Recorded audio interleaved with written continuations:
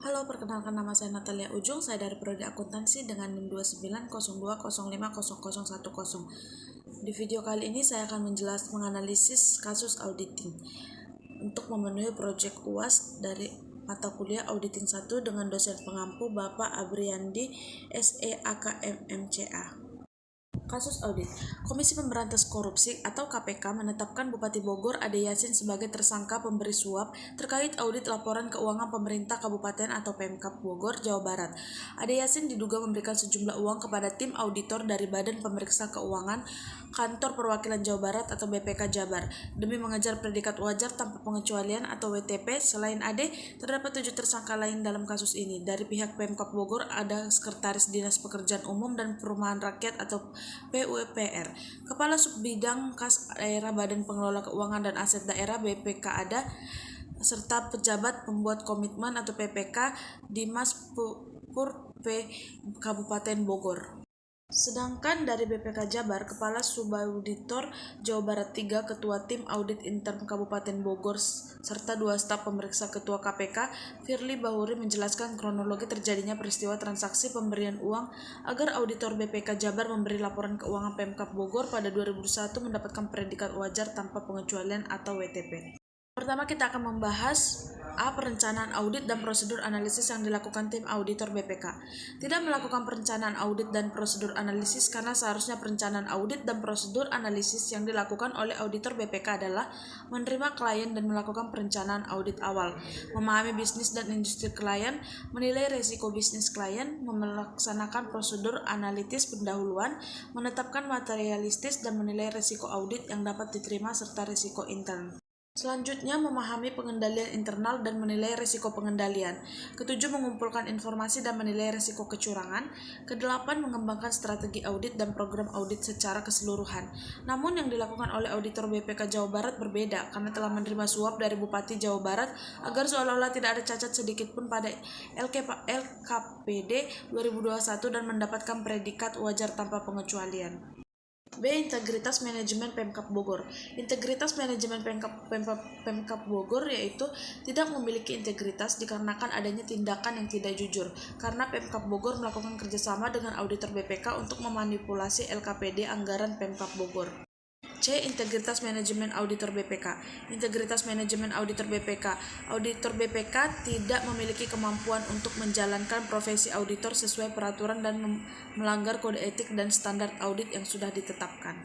Selanjutnya, lingkungan khusus dan resiko luar biasa yang didapati auditor BPK.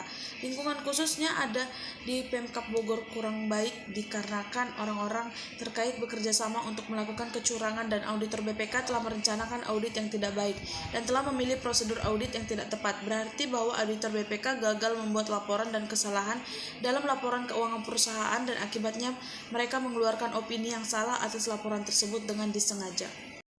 Struktur pengendalian internal yang dimiliki Pemkab Bogor. Manajemen Pemkab Bogor gagal untuk memastikan bahwa ada pemisahan tugas yang tepat antara staf yang memiliki tanggung jawab mereka dengan pelaporan keuangan. Kedua, manajemen tidak dapat menanamkan pengendalian internal yang efisien dan tepat dalam pelaporan keuangan. Ketiga, manajemen tidak menerapkan budaya pengarsipan dan dokumentasi yang tepat. Dan keempat, manajemen dengan sengaja bekerja sama untuk membuat laporan palsu. F. Jenis kecurangan yang terjadi dan penyebab utama terjadinya kecurangan.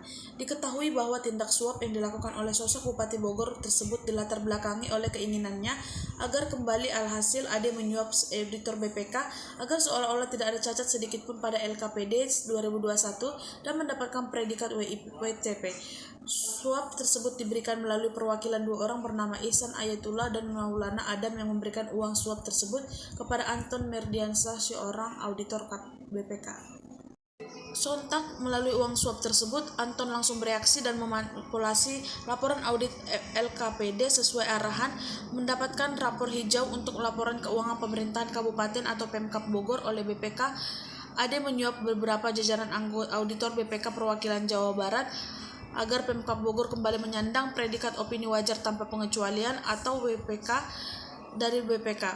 Terjadi kong kali kong antara Ade dengan beberapa auditor BPK berawal dari dirinya mendapatkan laporan dari sosok Ihsan Ayatullah bahwa laporan keuangan pemerintah daerah atau LKPD tahun anggaran 2021 Pemkab Bogor jelek dan akan mendapatkan konsekuensi berupa opini disclaimer. Jika sampai di audit BPK penyebab utama terjadinya kecurangan karena Ade Yasin selaku Bupati Bogor periode 2018 sampai 2023 berkeinginan agar Pemkab Bogor kembali mendapatkan predikat WTP untuk tahun anggaran 2021 dan BPK. G. Dampak teknologi informasi terhadap proses audit yang dilakukan. Dampak teknologi informasi terhadap proses audit yang dilakukan dengan adanya teknologi informasi setelah diperiksa oleh tim audit, ditemukan ada kejanggalan berupa ketidaksesuaian eksekusi proyek peningkatan Jalan Kandang Roda, Pakansari dengan kontrakan di Dinas PUPR Kabupaten Bogor dan dapat mengetahui temuan fakta tim audit ada di Dinas PUPR sama salah satunya pekerjaan proyek peningkatan Jalan Kandang Roda Pakansari dengan nilai proyek 94,6 miliar rupiah yang pelaksanaannya diduga tidak sesuai dengan kontrak dan dengan adanya teknologi informasi akan ada jejak audit yang jelas karena pada saat melakukan audit akan tersimpan bukti jelas di dalam kumpulan file hasil audit tersebut. Oke, sekian materi dari saya. Mohon maaf apabila banyak kesalahan penulisan maupun penyampaian kata-kata tentang materi. Sekian dan terima kasih.